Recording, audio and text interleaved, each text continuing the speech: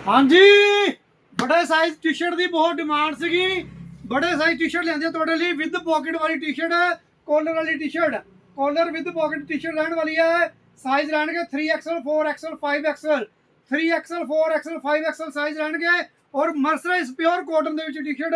Colour check करो कितने सोहने सोहने cool cool ठंडे ठंडे कलर आए ने। 12 कलर ने जी। और साइज रहने बड़े साइज, सिर्फ बड़े साइज ने 3 4 5XL।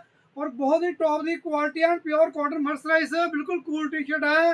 और कलर देखो कितने प्यारे सोहने सोहने कलर ने। और प्राइस की गल करिए, प्राइस ऑफर वाला प्राइस है सिर्फ 350 रुपये। 350 रुपये टी शर्ट रहने वाली है। लैन ली जल्दी जल्दी वीड कर लियो, बहुत लिमिटेड स्टॉक है, लास्ट स्टॉक आई है। इस तो बाद विंटर का स्टॉक आने लग जाएगा। लैन ली जल्दी जल्दी वीड कर लियो, जो लै गया जो रह गया रह गया। देखो टॉप टॉप सोहने सोहने कलर ने।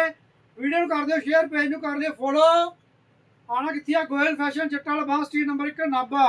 Thank you.